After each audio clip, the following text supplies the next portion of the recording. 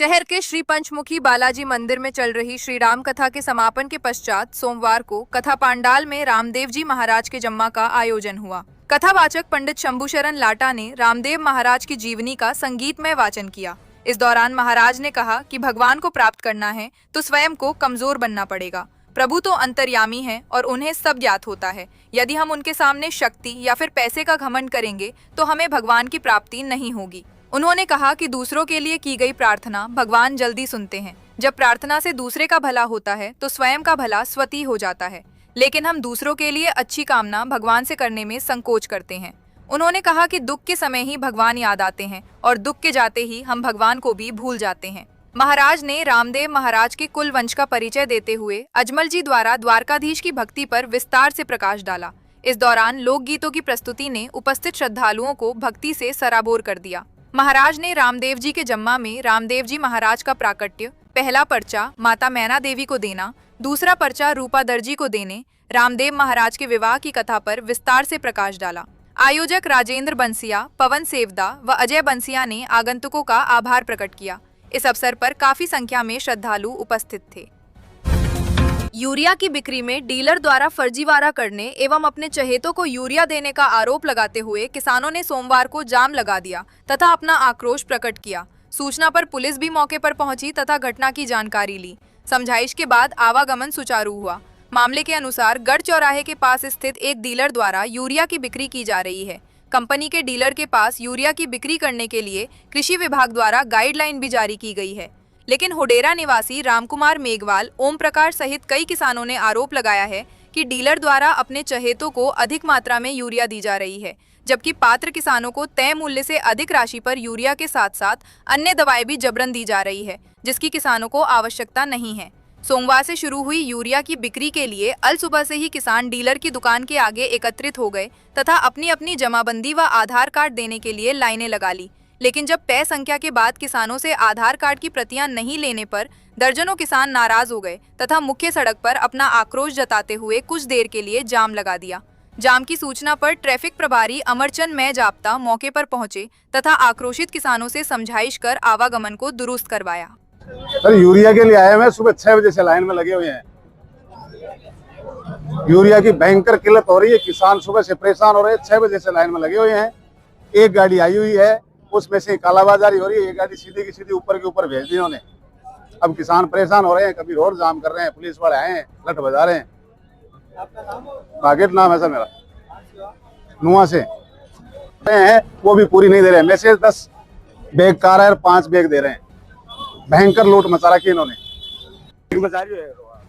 दुकानदार ब्लैक में गाड़ी वाला किसान दे रहे हैं। रामकुमार मेघवाल है, गांव बुढेरा है। यूरिया सुबह से किसान बैठे पानी मिल रहे, कुछ दलाल बैठे पानी दे रहे, वो पिकअप और ट्रोलियां भरीजन लग रही गाड़ी बाजार आप देख सको। और किसाना का आधार कार्ड रात ने आपका पहले मंगा लिया फोन करके। किसाना देव को नहीं, कोई नहीं, किसान यही फिर रहे। और 270 रुपया रेट है कट्टे की और 310 रुपया कट्टे का हिसाब से ले रेट है। दलाल अंधेरे से दुकान वाला बैठे मायने कर्नाटक लोग पिकअप ट्रैक्टर खरीद रहे। किसान ने ठेके जो 2 कट्टा देते हो पाते ऐसे पर नहीं दे रहे। 2 महीना से लोगों की फसल बर्बाद हो रही है, बदरी रही है। 500 रुपया कटेगा, 700 रुपया कटेगा, सल्फर सागे 1500 रुपया बाल्टी दे रहे। क्या नैनो यूरिया लियो सागे आ रही है, लेकिन गरीबान किसान कौन दे रहा, किसान कौन दे रहा का यूरिया कौन नहीं भाग जाओ। पुलिस भी आई हमारे, थोड़ी ज्यादा आदमी बढ़ा वेदना तो भाई यार माने डरा के किसान डरा के भागी। गला में थोड़ा बहुत कोशिश करी किया हमारी बात उगा आगे तक तो पहली वे माने धमकोर पर करवा दियो गलो फुला दियो। एक बारी पुलिस आया तो एक बारी अधिकारी आया तो भाई बंदार बार मन पे भाई किसान क्यों बंद दे रहा। मैं सब मान नहीं तो भैया साहब। अब यूरिया साहब एक 250 कट्टा आईडी है, बड़े गाड़ी एक आईडी 1100 कट्टा की, एक और आईडी 2 गाड़ी आईडी साहब है।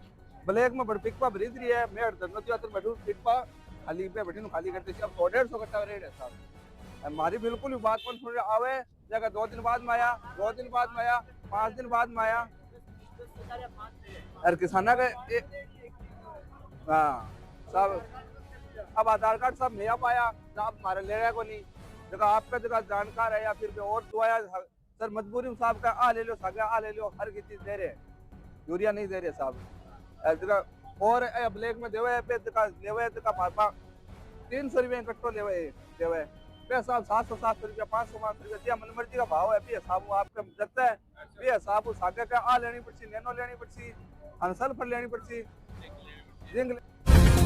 पूर्व विधायक अभिनेश महर्षि ने सोमवार को शहर के वार्ड संख्या 16 में पेयजल आपूर्ति में आ रही परेशानी को लेकर जलदाय विभाग के अधिकारियों को मौके पर बुलाकर निरीक्षण किया तथा लोगों को हो रही परेशानी से निजात दिलवाने के लिए नई पाइपलाइन डालने के लिए कहा। साथ ही वार्ड संख्या 42 में नई सड़क के निर्माण कार्य का भी शुभारंभ किया गया। उन्होंने श्री कृष्ण गौशाला से लदासर तक बनाई जाने वाली सड़क का निरीक्षण कर अधिकारियों को गुणवत्तापूर्ण एवं समय सीमा में कार्य पूर्ण करने के लिए कहा। इस मौके पर महर्षि ने कहा कि विकास कार्य करवाने के लिए हर समय प्रयासरत रहेंगे। क्षेत्र के लोगों के सुख व दुख में उनके साथ खड़े रहने एवं विकास कार्य करवाने का संकल्प ही सच्चे जनसेवक की निशानी है, जिसके लिए वे हमेशा संघर्षरत रहेंगे। इस अवसर पर जलदाय विभाग के एक्सईएन महेंद्र कांटीवाल, एईएन विकास यादव, जेईएन रेखा गौड़, भाजपा नेता अर्जुन सिंह फ्रांसा, गजानन चोटिया, निरंजन रुथला, सुशील इंदौरिया सहित कई लोग उपस्थित थे। स्वर्गीय प्रशांत बोचीवाल के जन्मदिन पर शहर की एक निजी स्कूल में रक्तदान शिविर का आयोजन सोमवार को किया गया। टीम प्रशांत के सहयोग से आयोजित कार्यक्रम में 50 यूनिट रक्त का संग्रहण किया गया। शिविर में जिला अस्पताल की टीम ने अपनी सेवाएं दी। इस दौरान रक्तदान करने वाले लोगों का आयोजन समिति द्वारा अभिनंदन किया गया। दीप प्रज्वलन से शुरू हुए कार्यक्रम में विनोद बोचीवाल, कमलेश बोचीवाल, नरेश अग्रवाल, अशोक जोशी, लोकेश चौमाल, मोहन सैनी, रामाकिशन नौहाल, शिवशंकर कम्मा, पूनम माटोलिया सहित काफी संख्या में लोग उपस्थित। नाबार्ड द्वारा वित्त पोषित व आरबीआई के सहयोग व आरओ फाउंडेशन के तत्वावधान में वित्तीय साक्षरता प्रोग्राम व जन सुरक्षा अभियान के तहत गांव हामुसर में सोमवार को वित्तीय साक्षरता शिविर का आयोजन किया गया। असिस्टेंट फाइनेंशियल काउंसलर इंद्राज प्रजापत ने बताया कि नाबार्ड से एजीएम जीएल निर्वाण, बीओबी चूरू के एलडीएम राहुल कुमार, सरपंच प्रतिनिधि बाबू खान कार्यक्रम में मंचस्थ अतिथि थे। वक्ताओं ने बैंकों में चल रही प्रधानमंत्री जीवन ज्योति बीमा योजना, प्रधानमंत्री सुरक्षा बीमा योजना, अटल पेंशन योजना, सुकन्या समृद्धि योजना आदि के बारे में जानकारी दी। साथ ही साइबर फ्रॉड से बचने के बारे में भी बताया ताकि लोग डिजिटल अरेस्ट जैसी स्थिति में जागरूक हो सके। इस अवसर पर काफी संख्या में ग्रामीण जन उपस्थित थे। द यंग्स वेलफेयर सोसाइटी व जिला क्रिकेट संघ के तत्वावधान में सूरजमल जालान ट्रस्ट कोलकाता के सौजन्य से आयोजित 39वीं Mohanlal Jalan memorial cricket trophy में सोमवार को हुए मैचों में बगड़ अकेडमी झुंझुनू व नारायणा अकेडमी जयपुर ने अपने अपने मैच जीतकर प्रतियोगिता के सेमीफाइनल में प्रवेश कर लिया है। आयोजन सचिव राकेश गहलोत ने बताया कि सोमवार को पहला मैच बगड़ अकेडमी झुंझुनू व फ्रेंड्स क्लब रतनगढ़ के मध्य खेला गया। टॉस जीतकर पहले बल्लेबाजी करते हुए बगड़ अकेडमी ने निर्धारित 15 ओवर में भवानी देव की 34 रनों की मदद से 10 विकेट के नुकसान पर 129 रन बनाए। जवाब में फ्रेंड्स क्लब रतनगढ़ की टीम 107 रनों पर ही ऑल आउट हो गई। बगड़ अकेडमी ने 32 रनों से मैच जीत लिया। अकेडमी के विनय चौधरी को 25 रन बनाने तथा 3 विकेट लेने पर मैन ऑफ द मैच घोषित किया गया। दूसरा मैच नारायणा अकेडमी जयपुर व राजगढ़ अकेडमी के मध्य खेला गया। नारायणा अकेडमी ने कप्तान विकास विश्नोई के नाबाद 62 रन की मदद से 15 ओवर में 149 रन बनाए। जवाब में राजगढ़ अकेडमी ने 7 विकेट के नुकसान पर 132 रन ही बना पाई। नारायणा अकेडमी ने 17 रनों से जीत दर्ज कर ली। अकेडमी के विकास विश्नोई को मैन ऑफ द मैच घोषित किया गया। मंगलवार को पहला सेमीफाइनल मैच बगड़ अकेडमी झुंझुनू व सिटी चांस रतनगढ़ तथा दूसरा semifinal match Narayana academy Jaipur व स्पार्टन क्लब रतनगढ़ के मध्य खेला जाएगा। इस अवसर पर राकेश नायक, त्रिभुवन धरेंद्र, देवी सिंह पवार सहित कई लोग उपस्थित थे। रतनगढ़ के गांव में 26 वर्षीय युवक की आत्महत्या के मामले में एक नया मोड़ आया है। सुसाइड से पहले युवक का एक वीडियो सामने आया है जिसमें वो अपनी पत्नी पर मामा के साथ अवैध संबंध का आरोप लगा रहा है और इसी के चलते जान देने की बात कह रहा है। वीडियो में 26 वर्षीय राकेश नायक ने कहा है कि उसकी शादी 10 महीने पहले हुई थी। शादी के 4 महीने बाद ही उसकी पत्नी और मामा के बीच प्रेम प्रसंग शुरू हो गया। उसने इस बारे में अपनी सास और ससुर से भी शिकायत की, लेकिन उन्होंने अपनी बेटी का ही पक्ष लिया।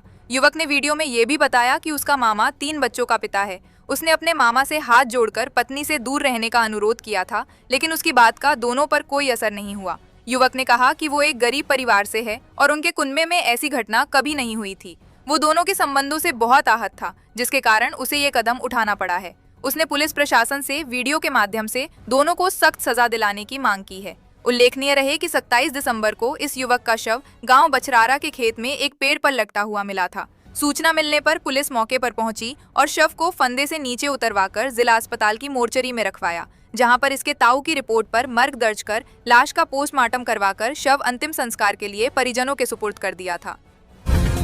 सुजानगढ़ में कांग्रेस नेताओं पर मजदूरों के साथ वादा खिलाफी और उनकी दिहाड़ी हड़पने के गंभीर आरोप लगे हैं। इस मामले को लेकर मजदूरों ने घंटाघर चौक पर एकत्रित होकर विरोध प्रदर्शन भी किया है। मजदूरों का आरोप है कि 26 दिसंबर को जयपुर में आयोजित रैली में भीड़ जुटाने के लिए एनएसयूआई के एक नेता ने उन्हें 500 रुपए प्रतिदिन की दिहाड़ी का लालच देकर सुजानगढ़ से जयपुर ले गए थे।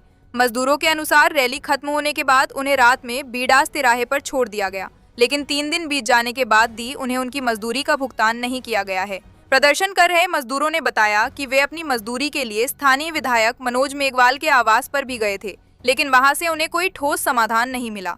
तक हारकर मजदूरों ने पुलिस थाने की भी शरण ली, परंतु अभी तक उन्हें न्याय नहीं मिला है। भाजपा नेता नरेंद्र गुर्जर ने कहा कि कांग्रेस अरावली बचाने का नाटक कर रही है, जबकि हकीकत ये है कि उनके पास रैली में ले जाने के लिए कार्यकर्ता तक नहीं है और वे गरीब मजदूरों को लालच देकर भीड़ जुटा रहे हैं। भीमसेना के नेता जालू बौद्ध ने चेतावनी दी है कि मजदूरों के साथ ये अन्याय सहन नहीं किया जाएगा और जब तक उन्हें उनकी दिहाड़ी नहीं मिल जाती संघर्ष जारी रहेगा। हम तो लोग रोजाना आते हैं घंटाघर मजदूरी के लिए। वो गाड़ी आई संजय सिंह कटारिया, वो कटाला, वो हमें ले गया कि जयपुर है, 500 का नोट देंगे, 100 का खाना देंगे, 100 का नाश्ता देंगे और रैली में चलना है। हमें रात को 11 बजे तो यहाँ पहुँचाया, कोई पैसे दिए न कोई बात दिए। और मनोज जी के घर पे गए थे विधायक जी के, वो भी बोले कि हमें पूछ के गए थे कि थाने में गए, तो हमें बोले कि वो थानेदार ने बोले कि हमें पूछ के गए थे क्या, हम तो घंटाघर आते हैं तो किस किस को पूछ के जाएंगे, कोई स्टाम्प तो है नहीं हमारे पास। अत्याधुनिक अस्पताल के अनुभवी डॉक्टर अब आपके शहर रतनगढ़ में। रतनगढ़ के चूरू बस स्टैंड के पास स्थित सुमंगल हॉस्पिटल में सभी प्रकार की आपातकालीन सेवाओं के साथ साथ अनुभवी डॉक्टरों द्वारा ओपीडी व आईपीडी चिकित्सा 24/7, आपातकाली उपचार सहित सभी प्रकार के ऑपरेशन, आयुर्वेदिक तरीके से ऑपरेशन व उपचार सहित पंचकर्म की सुविधा उपलब्ध है। पता Sumangalam hospital, Churu bus stand के पास, रतनगढ़,